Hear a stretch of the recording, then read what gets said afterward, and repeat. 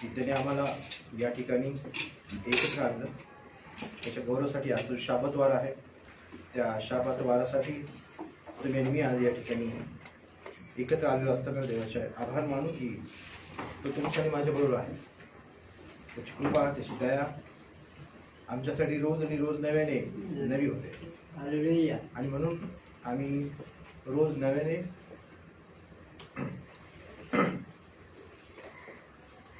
या जीवनामध्ये जगत आहोत आणि रोज आम्हाला परमेश्वर कृपा पुरवतो, दया पुरवतो. आणि म्हणून आम्ही रोज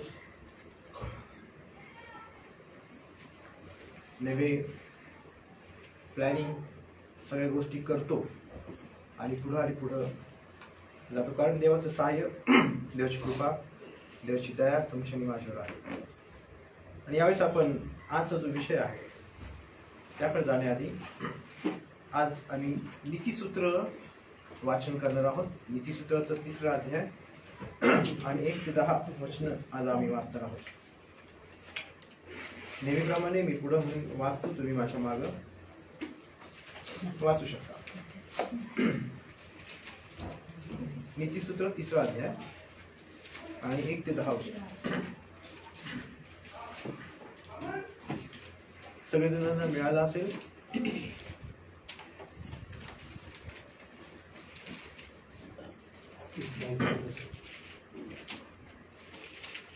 प्रत्येकाने आपलं बायबल आणलं असेल आणि प्रत्येकाला मिळालं असेल तर आपण यावेळेस वाचूया. नीतिसूत्र याचा 3रा अध्याय आणि 1 ते 10 वचन आपण वाचणार आहोत.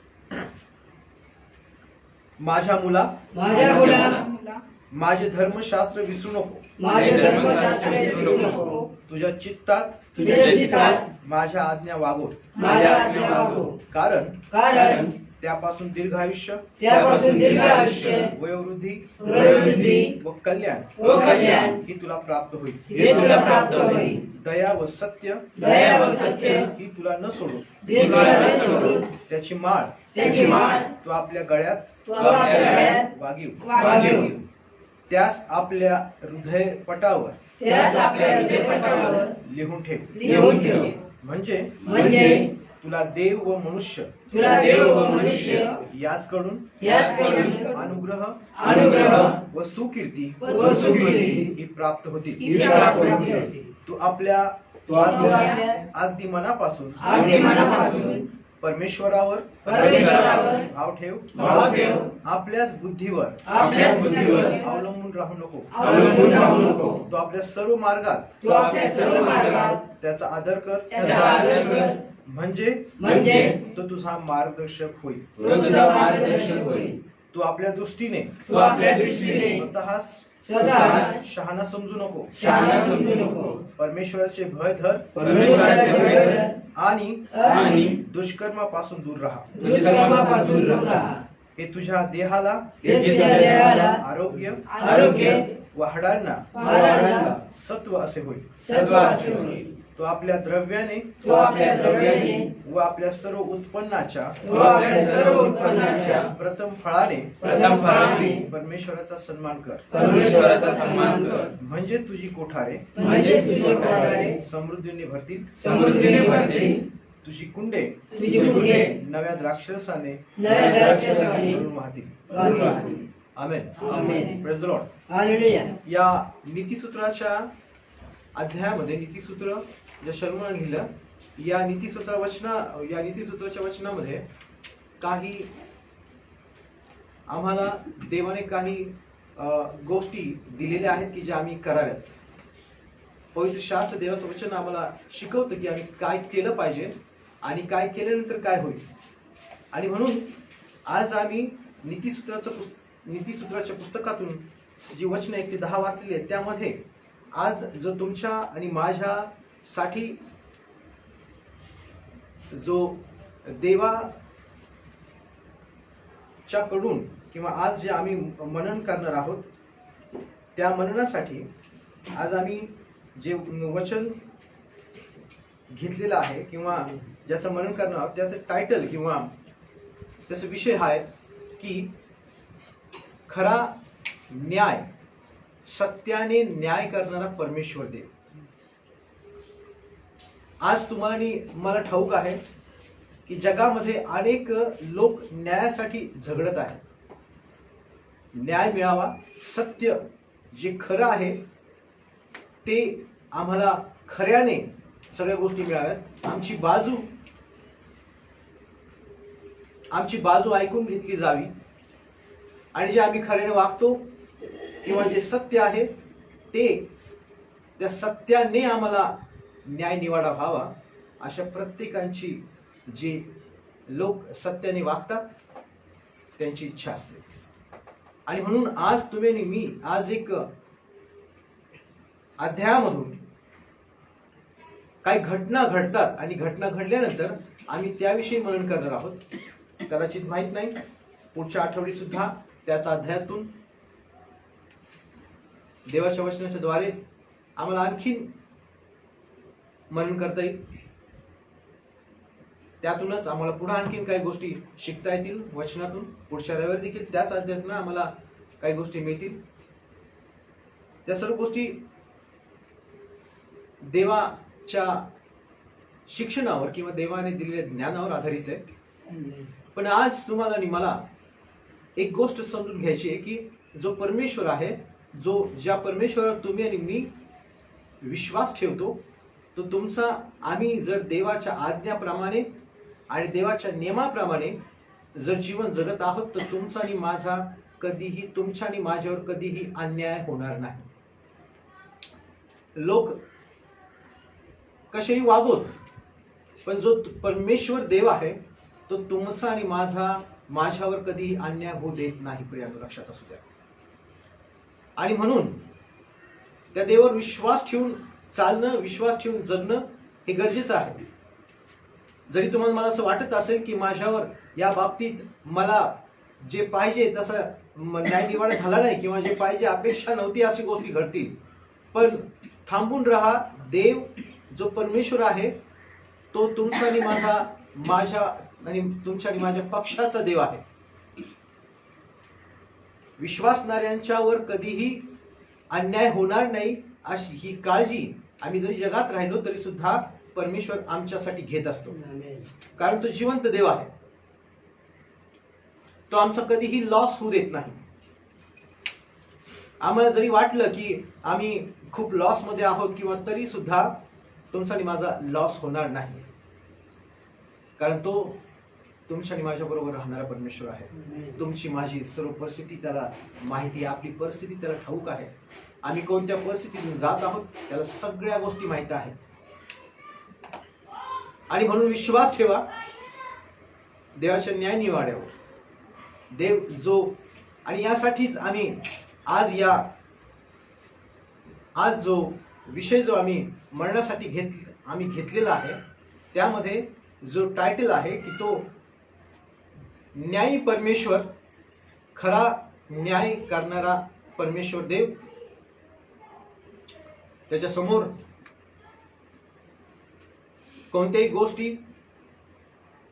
किती लोकांनी समोर खोट्याने जरी ठेवल्या, मग ते विश्वासणारे असतील, जगातले असतील, कुणी असेल, पण सत्य, तो जो सत्याने न्याय निवाडा करणारा परमेश्वर आहे, तो सत्य तुमच्या आणि माझ्यासमोर तो ठेवल्याशिवाय राहणार नाही. आणि सत्य तुमच्या आणि माझ्यासाठी तो त्या सत्यातून तुम्हाला मार्गदर्शन केल्याशिवाय राहणार नाही. आणि म्हणून आज आम्ही गणनाच्या पुस्तकातून एक प्रकरण आहे, पण त्याआधी तुम्हाला मला समजून घ्यायचंय की काही गोष्टी ज्या आहेत. गणनाचं पुस्तक याचा 27वा अध्याय, गणनाचं पुस्तक याचा 27वा अध्याय, आणि त्यातली काही वचनं आम्ही वाचणार आहोत. पण त्याआधी एक सत्य, जी रिअल फॅक्ट जे म्हणतो आम्ही, ती समजून घेणं. यामध्ये आज जे आम्ही या मरणामध्ये बघणार आहोत दोन गोष्टी. पहिली गोष्ट, कारण या गणनाच्या पुस्तकामध्ये मोशे आम्हाला पाहायला मिळतो, आणि मोशेच्या संदर्भामध्ये जर आम्ही वाचलं, जर आता आम्ही नीतिसूत्राच्या पुस्तकामध्ये वाचलं त्याप्रमाणे जर मोशेचं जीवन जर तुम्हाला मला वाचायला मिळालं, या वचनातून जर घरी गेलं तर वाचा. मोशे प्रत्येक गोष्ट देवासमोर ठेवतो. हा पहिला भाग आहे. मोशेच्या जीवनामध्ये मोशेला देवाने निवडलं. मोशेला देवाने निवडले, इस्रायल लोकांच्या साठी निवडलं. मोशे तयार नव्हता, पण देवाने मोशेसाठी त्याचा भाऊ अहारोन ठेवला. त्याला पहिल्यापासून त्याने एक्सक्यूज दिल्या की मला बोलता येत नाही वगैरे वगैरे सगळ्या गोष्टी तुम्हाला माहिती आहेत त्या सर्व गोष्टी. पण तरी सुद्धा देव त्याला सांगतो की अब्राहम जो तुझ्या बरोबर तुझा भाऊ तो तुझ्या वतीने बोलेल.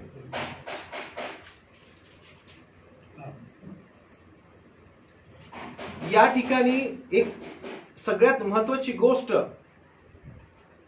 जर आम्ही पाहिली तर मोशे हा प्रत्येक गोष्ट देवासमोर ठेवत होता. ज्या तांबड्या समुद्राच्या समोर इस्रायल लोक उभे होते,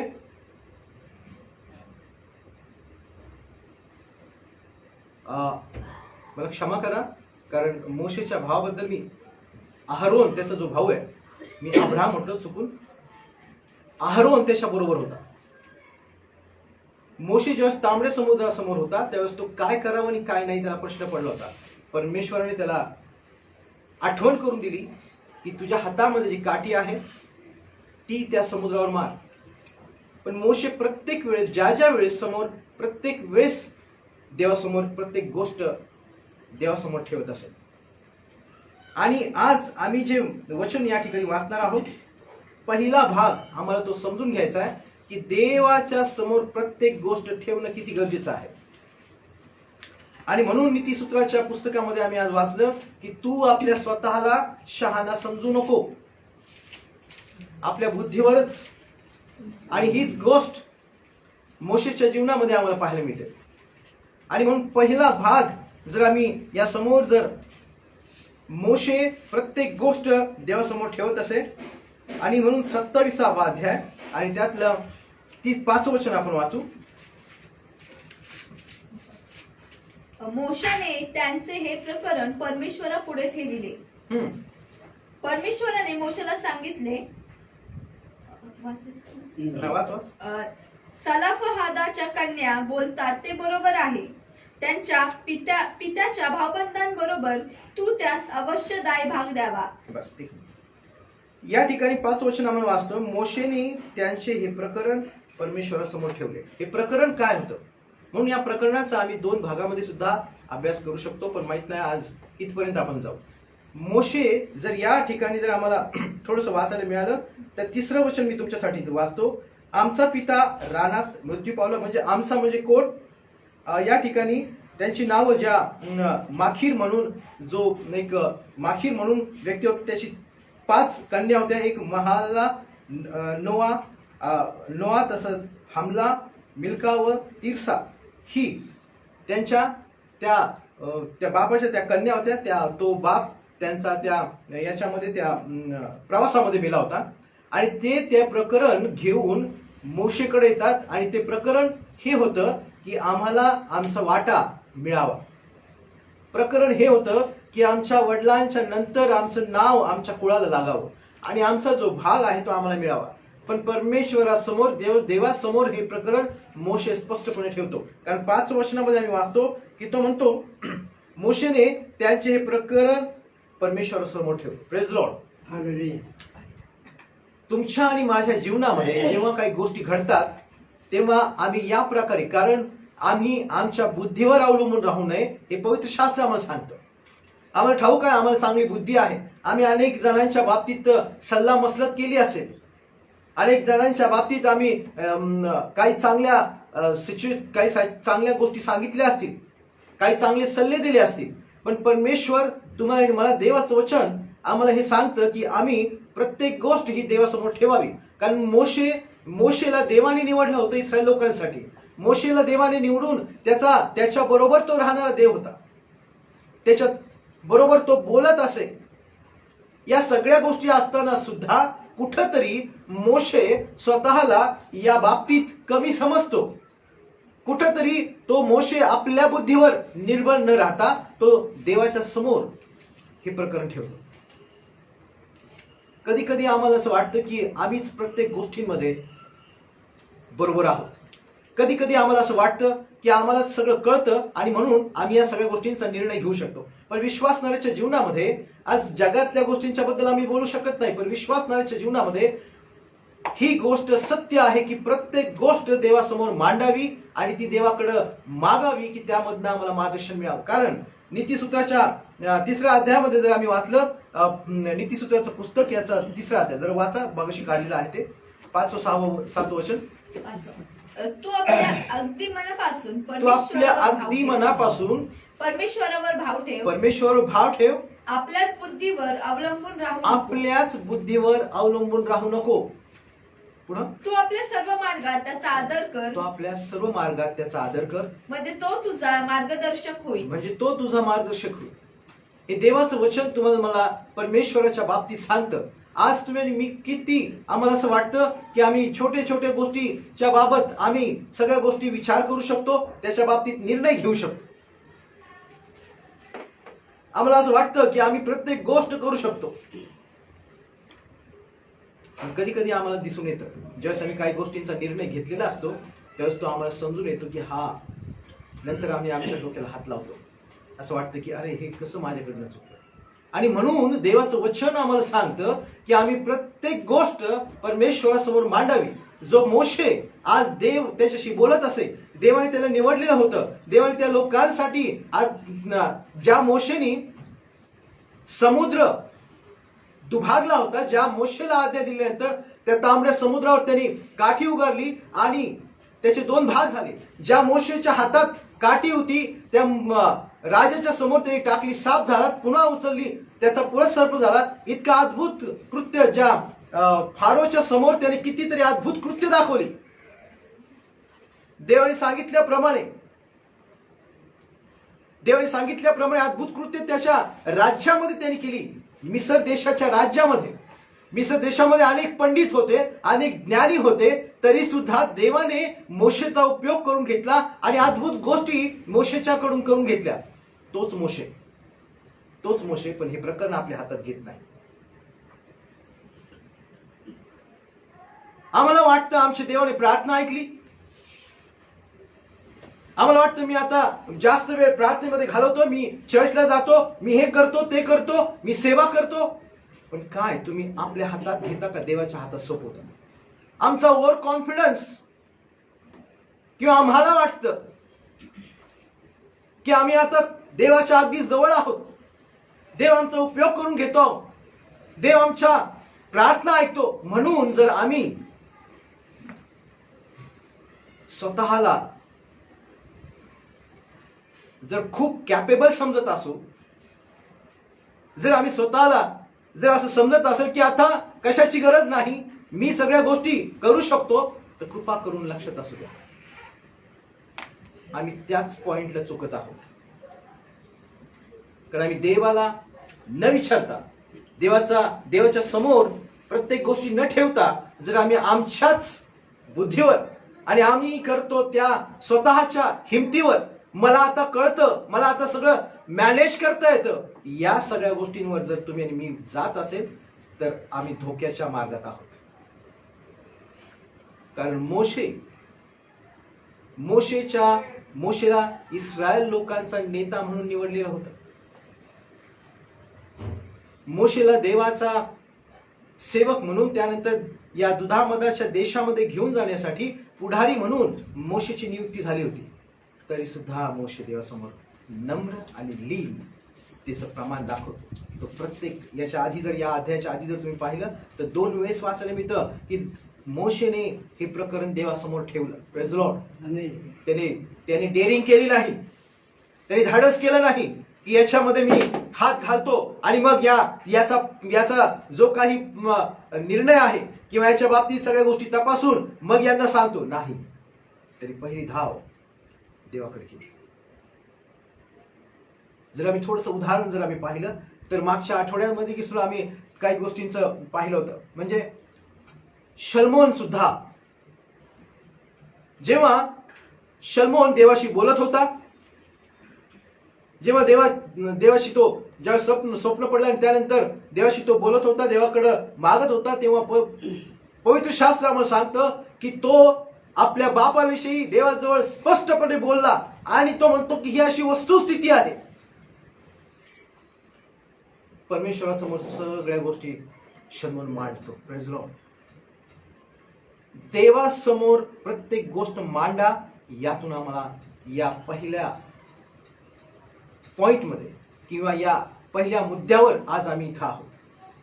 कारण पवित्र शास्त्र नीती सूत्राच्या 3 अध्याय 5, 6, 7 मध्ये जे वचन आम्हाला आठवण करून देतं की आम्ही आमच्या बुद्धीवर आम्ही विश्वास ठेवणारे लोक आहोत. जरी आम्हाला देवाने फ्रीडम दिली आहे, जरी देवाने आमचं तारण केलेलं आहे, देवाने आम्हाला सर्व गोष्टींची मोकळीकता दिली आहे, पण जर आम्ही देवाच्या समोर प्रत्येक गोष्ट ठेवायला जर विसरत असेल तर मग आम्ही देवाच्या आज्ञा पालनामध्ये नाही, आम्ही देवाचा आदर आणि सन्मान करत नाही. कारण जेव्हा आम्ही देवाच्या समोर सर्व परिस्थिती ठेवतो तेव्हा आम्ही देवाचा आदर करतो, देवाचा सन्मान करतो, देवाला विचारतो. ह्या गोष्टी या देवाच्या आदर आणि सन्मानाच्या आहेत.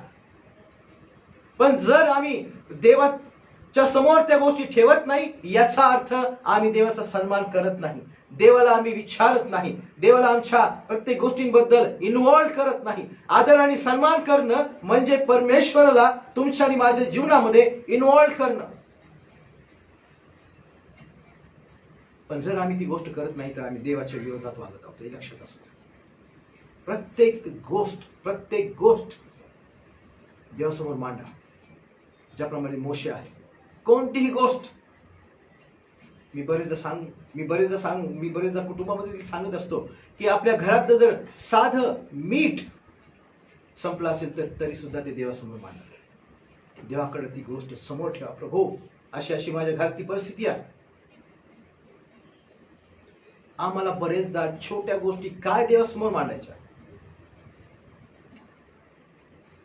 छोट्या गोष्टींसाठी का देवाकडे आम्ही मागावं, असं बरेचदा आम्हाला वाटतं. कारण त्या ठिकाणी जर थोडस विचार केला तर आम्ही त्या गोष्टींच्या बाबतीत सक्षम आहोत. आम्हाला सगळं कळतं. आम्ही आमच्या बुद्धीवर, आमच्या शक्तीवर आम्ही सगळ्या गोष्टी मिळवू शकतो. हा त्या ठिकाणी तुमच्या आणि माझ्या मनामध्ये आलेला विचार असतो की ज्यामुळं आम्ही देवासमोर छोट्या गोष्टी मांडत नाही. आणि यालाच परमेश्वराने प्राईड, गर्व म्हटलेला आहे की आम्ही आमच्या शक्तीवर आहोत. मी करू शकतो, मी सगळ्या गोष्टी मॅनेज करू शकतो. मला कोणाचा सल्ला, मला कोणाचा विचार घेण्याची गरज नाही. पण तुम्ही कोणाचा घेऊ नका, पण परमेश्वर समोर ठेवा, देवासमोर ठेवा. मोशेची ही सवय होती, प्रत्येक गोष्ट देवासमोर ठेवा. Praise Lord. हा पहिला भाग तुम्हाला मला शिकण्याची गरज आहे. कारण हा का शिकायचा आहे? कारण नीतीसूत्र 3, 5, 6, 7 मध्ये सांगितलंय की तू आपल्याच बुद्धीवर विसंबून राहू नको. कारण तुमच्या आणि माझी बुद्धी किती तोडकी आहे हे आपल्याला माहिती आहे. एखाद्या विषयी आम्ही काही कुणाला सल्ला जर द्यायचा असेल तर आमची बुद्धी कितपर्यंत जाते. आमच्या बुद्धीला एक सीमा आहे, एक त्याच्या पुढे आमची बुद्धी चालत नाही. पण जो राजांचा राजा आणि प्रभूंचा प्रभू, जो न्याय निवाडा करणारा जो देव आहे, त्याच्या हातात जर आम्ही प्रत्येक गोष्ट छोटी मोठी असेल ती जर ठेवतो, देव तुम्हाला मला मार्गदर्शन केल्याशिवाय राहणार. कारण या ठिकाणी मोशेने ती गोष्ट देवासमोर मांडली, देवासमोर ठेवली. तुम्ही जर पुढे वाचलं तर परमेश्वर काय म्हणतो पहा त्या ठिकाणी. 7 वचन वाचा. सलाफहादाच्या कन्या बोलतात ते बरोबर आहे. सलाफहादाच्या कन्या बोलतात ते बरोबर आहे असं परमेश्वर म्हणतो. पुढं त्यांच्या पिताच्या भावबंधांबरोबर तू त्यास अवश्य दायभाग द्यावा. त्यांच्या बापाचे वचन त्यांच्या नावे कर. या ठिकाणी आम्हाला देवाचं वचन मोशेला स्पष्टपणे येतं की ते म्हणतात ते बरोबर आहे. परमेश्वराने या मुलींचं म्हणणं मान्य केलं, पण यामध्ये इन्व्हॉल्व मोशेने कोणाला केलं? देवाला केलं. हे लक्षात असू द्या. अजून पुढे आम्ही वाचणार आहोत की ज्यामुळे तो कशा प्रकारे हे बरोबर आहे आणि त्या प्रकरणाचा कशा प्रकारे उत्तम प्रकारे देवाने न्याय निवाडा केला. आणि म्हणूनच ही गोष्ट आम्ही पहिल्यांदा आम्ही मरणासाठी घेत आहोत की प्रत्येक गोष्ट आम्ही देवासमोर मांडावी. जर आम्हाला उत्तम प्रकारचं मार्गदर्शन पाहिजे असेल, उत्तम प्रकारे जर आम्हाला समज पाहिजे असेल, तर प्रियांनो कृपा करून इतरांना विचारण्याआधी देवासमोर मांडा. देवासमोर मांडा की हे प्रभू, ही परिस्थिती माझी अशी अशी आहे. ज्याप्रमाणे शल्मोनाने मांडलं की मला बुद्धी नाही, इतक्या लोक मोठ्या समुदायाचं, इतक्या तुझ्या लोकांचा न्यायनिवाडा करणं, या लोकांना सांभाळणं माझ्या बुद्धीच्या पलीकडे आहे. आणि म्हणून तो योग्य मागतो. आणि देव त्याला, जेव्हा तुम्ही आणि मी देवासमोर ज्या गोष्टी मांडतो त्या गोष्टींबद्दल परमेश्वर आनंदी होऊन, खुश होऊन तुम्हाला या शल्मोनच्या बाबतीत पाहिलं त्याप्रमाणे डबल देतो. वाढ, आणि जी वाढ आहे ती परमेश्वराकडनं आहे. आणि यासाठीच आम्ही देवासमोर प्रत्येक गोष्ट मागावी. आमची लेकरं ऐकत नाही, परमेश्वरावर समोर मांडा. आमच्या घरामध्ये काही परिस्थिती आहे, देवासमोर मांडा. आमच्या जीवनामध्ये काही प्रॉब्लेम आहे, परमेश्वर समोर मांडा. आम्ही जर मांडत नाही तर आम्ही चुकत आहोत. कारण पवित्र शास्त्र आम्हाला सांगतं की विश्वासनाने एकमेकांशी बोलले आणि देवाने कान देऊन ऐकलं. आम्ही देवासमोर मांडायला घाबरतो का? किंवा आम्ही देवासमोर मांडायला लाज वाटते, किंवा आम्हाला देवासमोर मांडायला आवडत नाही, किंवा आमच्या ज्या काही ज्या आम्ही लपून छपून केलेल्या गोष्टी देवासमोर मांडायला आम्हाला भीती वाटते.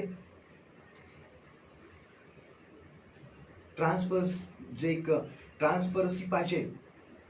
आम्ही देवाबरोबर राहत असताना प्रत्येक गोष्ट जर आम्ही तुम्ही मी जर देवासमोर मांडत असेल, जर आम्हाला असं वाटत असेल की देवासमोर ही काय गोष्ट मांडायची, तर आम्ही चुकत आहोत.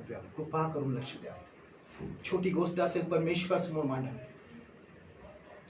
आज या प्रकरणातून, पहिल्याच गोष्टीमधून, या वचनातून आम्ही पहिली गोष्ट आम्ही हे शिकतो आहे की परमेश्वरासमोर मांडा. कारण पुढं जर वाचलं तर आम्हाला पुढे वाचायला मिळतं. 8वं वचन वाचा. तू इस्रायल लोकांस असे सांग, तू इस्रायल लोकांस असे सांग, कोणी मनुष्य निपुत्रिक मेला, कोणी मनुष्य निपुत्रिक मेला, तर त्याचे वतन त्याच्या कन्येस द्यावे. त्याचे वतन त्याच्या कन्येस द्यावे. पुढे वाचा. त्याला कन्या नसली तर त्याचे वतन त्याला त्याच्या कन्या भावास नसली द्यावे. तर त्याचे वतन त्याच्या भावास द्यावे. पुढं. त्याचे कोणी भाव नसेल तर त्याचे वतन त्याच्या चुलत भावंडास द्यावे. त्याचे कोणी भाऊ नसेल तर त्याचे वतन त्याच्या चुलत भावंडास द्यावे. पुढं. त्याला कोणी चुलत भावंडे नसली तर त्याच्या कुळापैकी जो जवळचा नातलग असेल त्याला ते वतन द्यावे, म्हणजे तो ते भोगीन. परमेश्वराने मोशाला आज्ञा दिली त्याप्रमाणे इस्रायला संबंधाने हाच निर्णय समजावा. आमेन. हा निर्णय परमेश्वराने दिला. हा निर्णय परमेश्वराने दिला. हे तुमच्या आणि माझ्या बुद्धीच्या पलीकडे आहे. आणि म्हणून मोशेने आपल्या हातात न घेता देवाच्या हातात सोडलं. आम्ही बरेचदा आम्हाला कळत नाही, आम्हाला समजत नाही, आम्हाला त्या प्रत्येक गोष्टींचं अजिबात ज्ञान नसतं, आम्हाला त्या मागची गोष्ट माहित नसते. आम्ही कुठल्याही बाबतीत जर विचार केला तर आम्हाला सत्य परिस्थिती माहिती नसते आणि आम्ही काहीतरी विचार करतो, काहीतरी चुकीचे विचार अनेक प्रकारे करतो आणि त्या व्यक्तीला असेल, माणसाला असेल, आम्ही बोलून बसतो, कुठला तरी निर्णय घेऊन बसतो. ही चुकीची पद्धत आमच्या जीवनामध्ये नसावी, ही देवाची इच्छा आहे. आणि ती मोशेच्या जीवनातून आम्हाला पाहायला मिळते. मोशे हा देवाचा आवडता सेवक, मोशेला देवाने निवडलेलं, आणि मोशे हा देव इस्रायल लोकांचा पुढारी म्हणून असताना सुद्धा तो आपल्या बुद्धीवर विसंबून राहत नाही. आणि जेव्हा त्याने देवासमोर मांडलं, देवाने योग्य निर्णय केला. आणि इथे तो म्हणतो की तू इस्रायल लोकांना सांग, कोणी मनुष्य निपुत्र, जर कोणी कुठल्या इस्रायल लोकांमध्ये जर पुत्र नाही झाला तर त्याचं वतन त्याच्या मुलीला द्यावं. आणि पुढे तो म्हणतो की जर कोणी भाऊ नसेल तर त्याचं चुलत भावंडाला द्यावं. त्याला कोणी चुलत भावंडे नसतील तर त्याच्या कुळातल्या पैकी जवळच्या नातलगाला द्यावं, हे वतन द्यावे, म्हणजे तो ते भोगील. Praise Lord. देवाची इच्छा आहे की ते वतन आम्ही भोगावं. Praise Lord. ते वतन माझ्या लोकांनी भोगावं. आणि म्हणून हा नियम त्याने केला. कुळ कायदा जो आम्हाला वाचायला मिळतो, आज ऐकायला मिळतो, तो पवित्र शास्त्रात हजारो वर्षापूर्वी आम्हाला दिलेला आहे. तुम्ही आणि मी येशू ख्रिस्तामुळं स्वर्गीय वतनाचे भागीदार झालेलो आहोत. येशू ख्रिस्त तुमच्या माझ्यासाठी या जगात आला. देवाने तुमच्या माझ्यासाठी येशू ख्रिस्ताला पाठवलं की जे स्वर्गीय वतन परमेश्वराने करून ठेवलेलं आहे त्याचा उपभोग माझ्या लोकांनी घ्यावा. Praise Lord. देवाची इच्छा आहे की तुम्ही आणि मी स्वर्गीय वतनाचे वाटेकरी व्हावेत. तुम्ही आणि मी त्या स्वर्गीय वतनाच्या त्यामध्ये सहभाग घ्यावा. आणि म्हणून येशू ख्रिस्ताने तुमच्या आणि माझ्यासाठी या जगामध्ये येऊन त्या कॅल्वरीच्या क्रूस खांबावर आपला प्राण दिला, आपलं रक्त सांडलं, त्याने शिक्षा भोगली, त्याला फटके मारण्यात आले, त्याची छितू झाली. या सगळ्या गोष्टी त्याने सहन केल्या यासाठी की तुम्ही आणि मी त्याच्या बरोबर असाल. योहान कृष्णवर्तमानामध्ये देवाचं वचन परमेश्वर येशू ख्रिस्त म्हणतो, जिथे मी आहे तिथे माझ्या लोकांनी असावं. Praise Lord. पित्याची आणि पुत्राची इच्छा, पित्याचे आणि पुत्राचं प्रेम तुमच्या आणि माझ्यावर जे आहे, फक्त या ठिकाणी मोशेच्या बाबतीत आम्हाला पाहायला मिळतं, इस्रायलच्या वतनाबद्दल बोललेलं आहे. पण परमेश्वराने तुमच्या आणि माझ्यासाठी स्वर्गीय वतन जे ठेवलं आहे त्याचा तुम्ही आणि मी उपभोग घ्यावा, ही परमेश्वराची इच्छा आहे. आणि त्यासाठी त्याने एकुलता एक पुत्र या जगात पाठवला की ज्याच्याद्वारे तुम्ही आणि मी स्वर्गीय वारीस व्हावे. Praise lord. Praise Lord. Hallelujah. Praise Lord. आणि म्हणून येशू ख्रिस्त म्हटला, मी जातो आणि तुमच्यासाठी जागा तयार करतो. ते वतन तुमच्या आणि माझ्यासाठी त्याने तोवर जाऊन तो तुमच्या आणि माझ्यासाठी तयार करत आहे. आज तुम्ही आणि मी आज आपल्यासाठी स्वर्गामध्ये वतन असताना त्याचा उपभोग घ्यावा ही देवाची इच्छा आहे. आणि तो जो न्यायी परमेश्वर आहे, जो न्याय निवाडा करणारा परमेश्वर आहे, त्याचं वचन आहे. येशू ख्रिस्त म्हटला की मी पुन्हा परत येईल जगाचा न्याय निवाडा करण्यासाठी. तो येशू ख्रिस्त बाळ म्हणून नाही, तो जगाचा न्याय निवाडा करण्यासाठी. पण त्या न्याय निवाडाच्या वेळेस तुमचं आणि माझं जे वतन परमेश्वराने स्वर्गात ठेवलेलं आहे त्यासाठी तुम्ही आणि मी किती पात्र आहोत त्या वतनाचे भागीदार व्हावेत. म्हणून आम्ही पृथ्वीवर काय करत आहोत,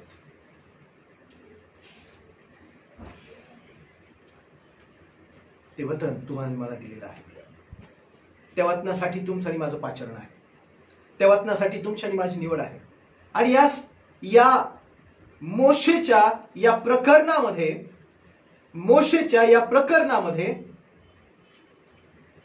तो देवासमोर ठेवतो. Praise Lord. आणि उत्तम प्रकारचा न्याय आणि निवाडा परमेश्वर करत आहे. ज्यावेळेस ज्यावेळेस एखादी गोष्ट योग्य हाती देतो की ज्याच्याद्वारे योग्य न्यायनिवाडा होईल, जेव्हा आम्ही त्या हातात सोपून देतो तेव्हा ते न्यायनिवाड्यासाठी उत्तम असं असतं. आणि म्हणून मोशे या ठिकाणी आपल्या हातात घेत नाही. Praise lord. Praise lord. मोशे आपल्या हातात घेत नाही. तो म्हणतो परमेश्वराच्या हातात सोपवतो. पवित्र शास्त्र आम्हाला सांगतो हे खूप सुंदर. आणि या ठिकाणी आम्हाला मोशेचा एक जे स्वभाव आहे तो जर तुम्ही पाहिला तर मोशेला देवाने निवडलेला असताना सुद्धा तो आपल्या गोष्टी आपल्या हातामध्ये घेत नाही. आणि तो म्हणतो परमेश्वराने त्याचे हे प्रकरण मोशेने त्याचे हे प्रकरण परमेश्वरा पुढे ठेवले. आम्हाला सुद्धा आज आम्ही या पहिल्या विचारामध्ये असताना कृपा करून प्रत्येक गोष्ट देवासमोर ठेवा. प्रत्येक गोष्ट देवासमोर ठेवा. आम्ही आमच्या बुद्धीवर विसंबून राहू नये. ती सेवेतली असेल, आमच्या घरातली असेल, आमच्या लेकरांची असेल, आमच्या कामाची असेल, कोणतीही गोष्ट असेल, पहिल्यांदा देवासमोर ठेवा. कारण आम्ही या गोष्टींच्या द्वारे देवाचा सन्मान करतो. या गोष्टींच्या द्वारे आम्ही त्याचा आदर करतो. प्रियांनो, जर आम्ही देवाच्या समोर ही गोष्ट ठेवत नाही याचा अर्थ आम्ही आमच्या बुद्धीवर निर्बल आहोत, आम्ही आमच्या शक्तीवर निर्बल आहोत. कारण पवित्र शास्त्रामध्ये आम्हाला वाचायला मिळतं, कोणी घोड्याची रथाची काय करेल?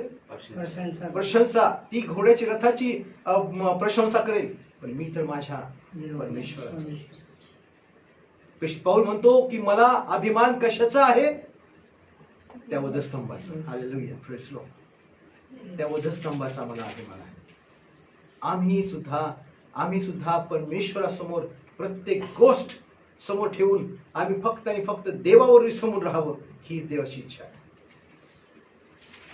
आणि यासाठी आम्हाला दुसरी गोष्ट, दुसऱ्या पॉइंट मध्ये आम्ही 10 मिनिटांमध्ये या ठिकाणी थांबणार आहोत. दुसरा भाग जर आम्ही या अध्यायामध्ये, या वचनांमध्ये जर पाहिला, तर त्या मोशेने हे प्रकरण परमेश्वरासमोर ठेवलं.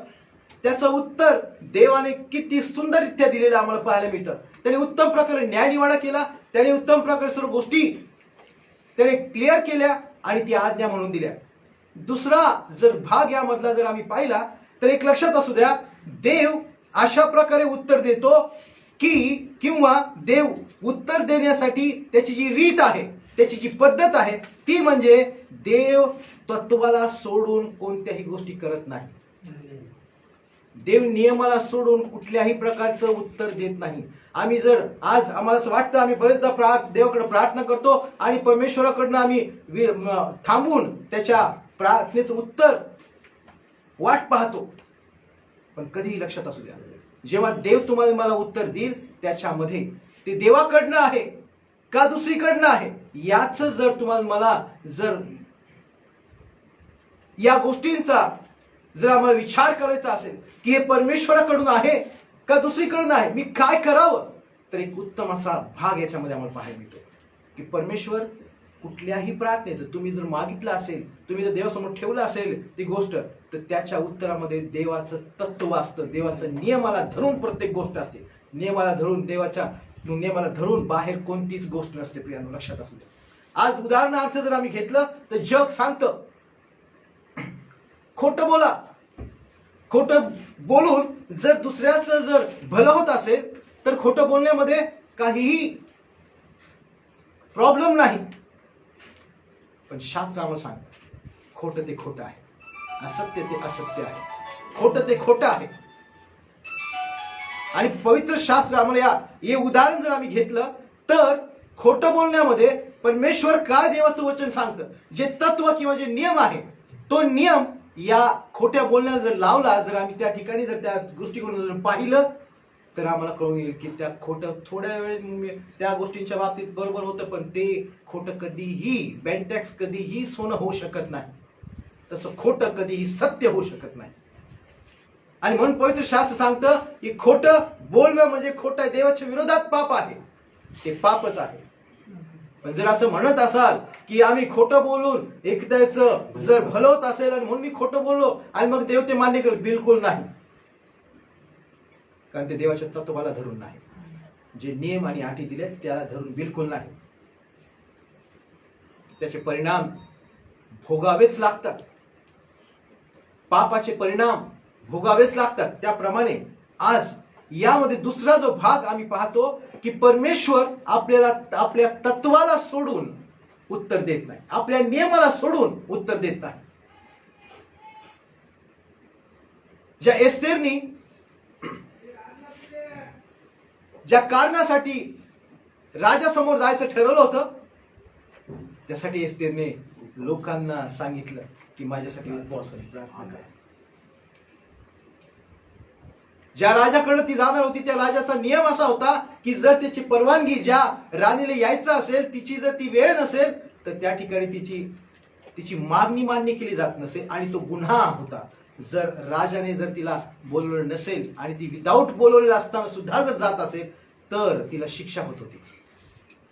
इतका कडक नियम होता. पण देवाला धन्यवाद देऊ, देवाचे आभार मानू की या ठिकाणी आम्हाला पाहायला मिळतं की एस्तेर राणी मर्देखायला आणि सर्व लोकांना सांगते की मी राजाकडं नियमाच्या विरोधात जात आहे, पण माझ्यासाठी प्रार्थना करा. उपवास आणि प्रार्थना त्या लोकांनी केली. आम्हाला हे जे तत्व आहे देवाचं, की जेव्हा आम्ही देवाकडे प्रार्थना करतो, जेव्हा आम्ही देवाकडे उपवासाने प्रार्थना करतो, तो देव ती प्रार्थना ऐकल्याशिवाय राहत नाही.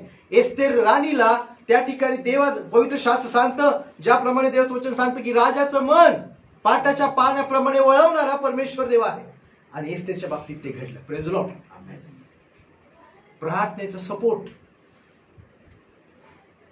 ती घेऊन देवा राजासमोर गेली आणि राजाने तिची मागणी ऐकली, मान्य केली आणि त्याप्रमाणे घडून आलं.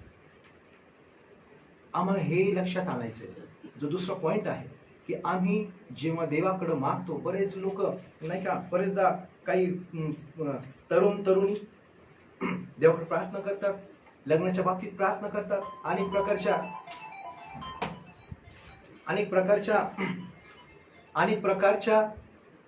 काही गोष्टी समोर ठेवतात आणि मग विचार करतात की हे देवाकडनं उत्तर आहे का. पण जेव्हा तुम्ही देवाकडनं उत्तराची अपेक्षा करता, ज्यावेळेस तुम्हाला उत्तर मिळत असेल, तेव्हा हे लक्षात असू द्या की देवाच्या नियमाप्रमाणे हे उत्तर आहे का, देवाच्या तत्वामध्ये हे बसतं का, देवाच्या चौकटीमध्ये बसतं का, तरच ते देवाकडनं आहे हे लक्षात असू द्या. आणि या ठिकाणी परमेश्वराने जे मोशेला उत्तर दिलं, त्यामध्ये जो न्याय निवाडा केलेला आहे, त्या ठिकाणी आम्हाला पाहायला मिळतं की जर त्या पुरुषाला जर पुत्र नसेल तर त्या मुलीच्या नावावर ते वतन व्हावं. जर मुलगी नसेल तर त्याच्या नंतर जे चुलत भाऊ किंवा कोण भाऊ आहेत त्यांच्या नावावर व्हावं. जर कोणी चुलत भाऊ वगैरे कोणी नसेल, नातेवाईक नसेल, तर त्याच्या कुळाला हा उत्तम आणि योग्य प्रकारचा न्याय आहे. आणि तो केवळ आणि केवळ परमेश्वर जो न्याय आणि सत्याने वागणारा, सत्याने न्याय निवाडा करणारा जो परमेश्वर आहे, तोच तो न्याय निवाडा करू शकतो. तुम्ही आणि मी नाही. आम्ही कधी कधी न्याय निवाडा करायचा प्रयत्न करतो आणि आम्ही तोंड बघून आम्ही न्याय निवाडा करतो. बरेचदा आम्ही आपल्या लोकांच्या बाबतीत जास्त, जवळच्या आमच्या लोकांच्या बाबतीत जास्त त्यांच्या बाबतीत सॉफ्ट असतो, बोलताना सुद्धा सॉफ्ट असतो, वागताना सुद्धा सॉफ्ट असतो. पण जे दुसरे लोक आहेत नाही का, त्यांच्या बाबतीत आम्हाला त्यांच्या चुका दिसत नाही. त्या बाबतीत मात्र आम्ही अगदी नियमाला धरून चालत असतो. आणि म्हणून पवित्र शास्त्र आम्हाला सांगतो, तोंड बघून न्याय निवाडा करू नकोस. मोशेच्या बाबतीत आम्हाला वाचायला मिळते, इस्रायल लोकांच्या बाबतीत तोंड बघून न्याय निवाडा करणं हे देवाला आवडत नाही. Praise Lord. तोंड बघून न्याय निवाडा करणं हे देवाला आवडत नाही. आणि म्हणून मोशेचं जर तुम्ही वाचलं तर, मोशेचं जीवन जर तुम्ही वाचलं तर, मोशे हा इतका लीन आणि नम्र परमेश्वरासमोर होता की प्रत्येक गोष्ट देवासमोर मांडून, जर ह्या अध्यायामध्ये जर पुढे तुम्ही वाचलं, आपण पुढच्या रविवारी देखील या अध्यायातल्या काही गोष्टी आम्हाला शिकायला मिळतील. या अध्यायामध्ये तुम्ही पाहिलं तर मोशे ज्या लोकांच्या बाबतीत बोलत होता, ज्या लोकांनी त्याच्या विरोधात वागले, जे लोक याजक पदासाठी त्यांनी बंड केलं, जे दुसऱ्या प्रकरणामध्ये आहे, ज्यांनी बंड केलं, ज्या लोकांना देवाने शासन केलं, त्याच लोकांसाठी मोशे आणि अहरोन दोघही मध्यस्थी करतात. हे हार्ट, हे अंतःकरण फक्त आणि फक्त मोशेकडे आम्हाला पाहायला मिळतं. मोशे इतका नम्र आणि लीन होता. त्याच्या मनामध्ये जरी त्या लोकांनी बंड केलं आणि त्यांच्या विरोधात वागले होते, तरी सुद्धा त्याच्या मनामध्ये कोणत्याही प्रकारचं दोष भावना नव्हती, राग नव्हता. तर केवळ आणि केवळ ते लोक वाचावेत, देवाची प्रीती त्यांच्यावर, देवाची कृपा त्यांच्यावर व्हावी, यासाठीच मोशे मध्यस्थी करतो. तोंड बघून न्याय निवाडा नाही. जो खरा परमेश्वर आहे तो देखील, देवाचं वचन सांगतं, जे अंतःकरणाचे शुद्ध ते देवाला पाहते. आणि पवित्र शास्त्र आम्हाला हे सांगतं अंतःकरणाच्या बाबतीत की आमच्या अंतःकरणामध्ये जे आहे ते आमच्या मुखाच्या वाटे बाहेर पडतं. आणि म्हणून कृपा करून जर आम्ही देवाला, आम्ही अंतःकरणामध्ये पवित्र मानलं, देवाची प्रीती जर आमच्या अंतःकरणामध्ये असेल, तर आम्ही इतरांवर प्रीती करणारे लोक हो. Praise Lord. अंतःकरणातून जीवनाचा उगम आहे. या ठिकाणी मोशेचं आज आम्ही या दोन गोष्टी पाहिल्या आहेत. पहिली गोष्ट, दोन भागामध्ये, पहिली गोष्ट, मोशे प्रत्येक गोष्ट देवासमोर ठेवत होता. आज तुम्हाला आणि मला देवासमोर प्रत्येक गोष्ट ठेवणे गरजेचं आहे. दुसरी गोष्ट, परमेश्वर उत्तम प्रकारचा न्यायनिवाडा करणार आहे. त्याच्या न्यायनिवाड्यामध्ये काही तत्व आहे आणि ते तत्व म्हणजे की तो आपल्या नियमाच्या बाहेर कोणतीही गोष्ट करत नाही. मग तुम्ही मी कितीही कुठल्याही प्रकारची प्रार्थना करा, पण जोपर्यंत त्याच्या चौकटीमध्ये ते नियमामध्ये बसतं तीच प्रार्थना परमेश्वर ऐकतो. आणि ही गोष्ट येशू ख्रिस्ताच्या बाबतीत आम्हाला पाहायला मिळते. येशू ख्रिस्त गेतशमनी बागेमध्ये देवाकडे प्रार्थना करत होता की हा प्याला जर शक्य असेल तर मजपासून टळून जाऊ दे. पण तो परमेश्वर आपल्या लेकराच्या बाबतीत सुद्धा त्या चौकटीमध्ये ते तत्वाला धरून नसण्या त्या ठिकाणी तो वागतो. की ज्या येशू ख्रिस्ताला त्याने तुमच्या आणि माझ्यासाठी या अपराधान त्या तुमच्या आणि माझ्या अपराधांसाठी या जगात पाठवलं होतं, की ज्या येशू ख्रिस्ताच्या रक्ताच्या द्वारे आम्हाला पापाची क्षमा मिळावी, आम्हाला तारण मिळावं, मोक्ष मिळावा, फक्त आणि फक्त येशू ख्रिस्ताच्या द्वारे. फक्त येशू ख्रिस्त का? कारण तो स्त्री आणि पुरुषापासून जन्मलेला नाही. हे सत्य लक्षात असू द्या. तो फक्त आणि फक्त स्त्रीपासून देवाकडून या जगात पाठवलेला आहे. तुम्ही आणि मी स्त्री आणि पुरुषापासून जन्मले, आमच्यामध्ये आधीच पाप आहे. आम्ही पापाची संतती आहोत. आम्ही पापाच्या द्वारे जगात आलेलो आहोत आणि म्हणून आमच्या ठाई पाप हे मुळात आहे. आणि म्हणून लेकरांना शिकवावं लागत नाही की खोटं बोल नाही, तो स्वभावच आहे. जो पापी स्वभाव आहे तो प्रत्येक गोष्ट करायला लावतो. आणि म्हणून पण लोक म्हणतात की या जगामध्ये कोणी काही घेऊन आलं नाही, कोणी जाताना घेऊन जात नाही. पण जर पवित्र शास्त्राच्या दृष्टीने जर पाहिलं तर जगामध्ये देवाच्या वचनाप्रमाणे जर स्तोत्र करता म्हणतो त्याप्रमाणे जर पाहिलं तर जगामध्ये आम्ही पाप घेऊन येतो. आणि म्हणून लोक पापापासून क्षमा मिळावी म्हणून अनेक गोष्टी करतात. पण देवाला धन्यवाद, त्या पापासाठी, त्या पापापासून तुम्हाला मला मोक्ष मिळावा म्हणून येशू ख्रिस्त या जगात आला. Praise the Lord. आणि त्याच्या रक्ताने तुम्ही मी वॉश आउट झालेलो आहोत. त्याच्या पवित्र आणि सामर्थ्यशाली रक्ताने आज तुमचं आणि माझं पाप धुतलं गेलेलं आहे.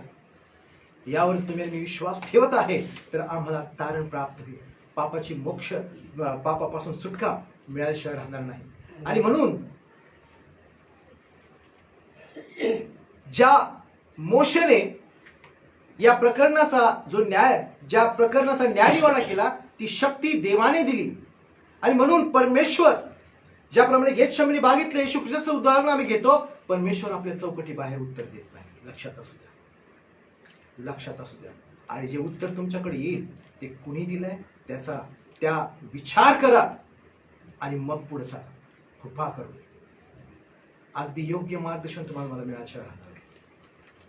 आज यावेळेस आम्ही आज गणनाच्या पुस्तकातून या वचनाचा जे मनन केलेलं आहे त्यामध्ये लक्षात असू दे, पहिली गोष्ट आज आम्ही शिकलेलो आहोत या वचनातून की प्रत्येक गोष्ट आम्ही देवासमोर मांडावी. दुसरी गोष्ट जी देवासमोर मांडली आहे ती आम्ही पडताळून घ्यावी की परमेश्वराच्या नियमामध्ये ही आहे का, देवाने जे उत्तर मला दिलेलं आहे ते देवाकडून आहे का. आणि त्या देवाकडून जे उत्तर मिळाले त्यावर जर आम्ही शिक्का मारतो तर ते तपासून घ्यावं की परमेश्वर या नियमाच्या द्वारे तो आम्हाला उत्तर देतो. आणि यानंतर पुढच्या रविवारी एक उत्तम असं याच अध्यायातलं दुसऱ्या प्रकरणाकडे आम्ही जाऊया. याच अध्याय खूप सुंदर प्रकरण आहे की ज्या कोराचं बंड आहे त्या बाबतीत परमेश्वर देव काय बोलला, त्या घटनेच्या मध्ये परमेश्वराने कशा प्रकारे हस्तक्षेप केला, त्यामध्ये पुढच्या रविवारी आम्ही हाच भाग आम्ही पुढे घेऊन जाणार आहोत दुसऱ्या भागावर. देवाला धन्यवाद देऊया सुंदर वेळेबद्दल की परमेश्वर म्हणून की खरोखर प्रभू आम्ही प्रत्येक गोष्ट आम्ही तुझ्यासमोर मांडतो. आज आम्ही आमचे नेत्र बंद करू.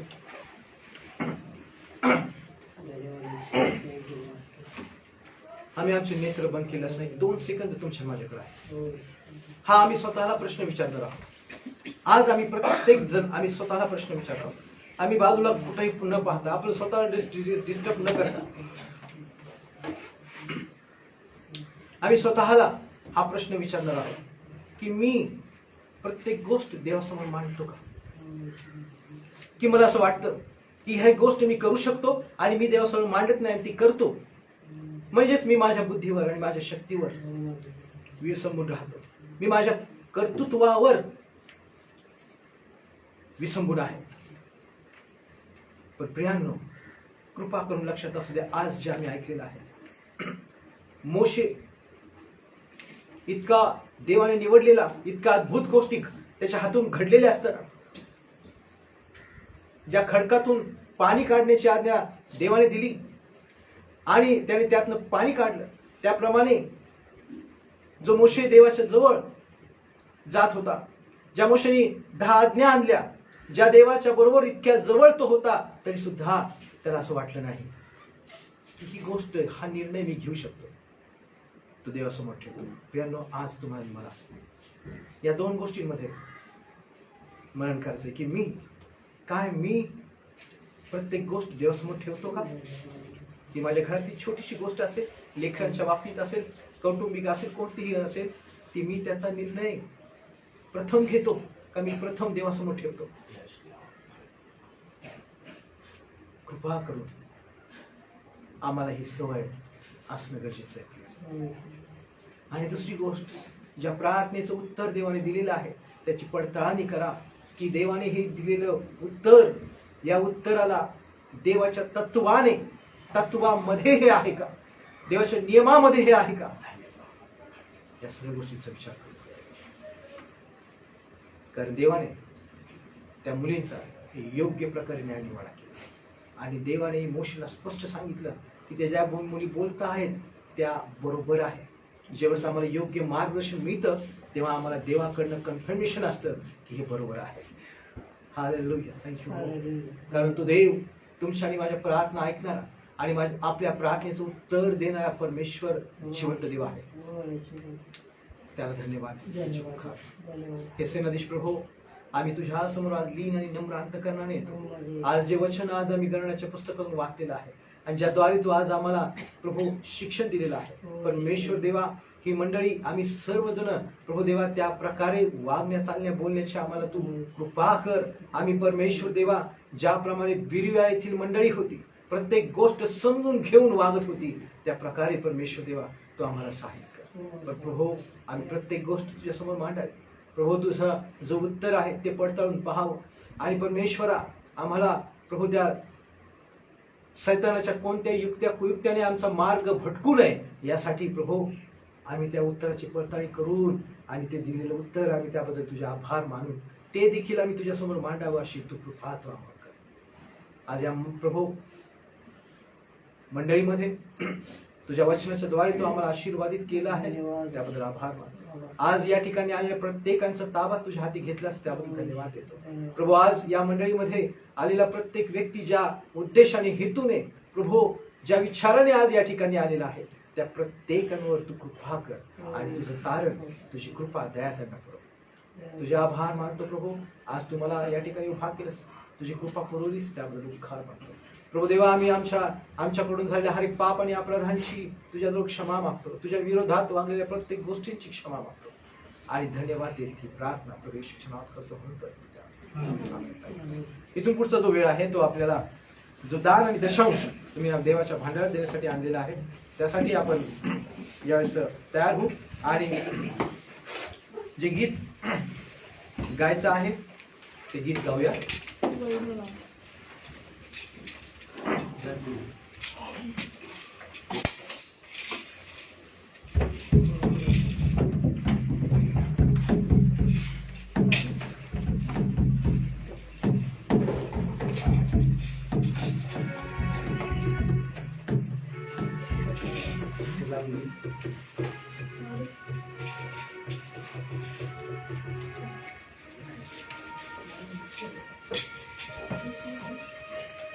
तू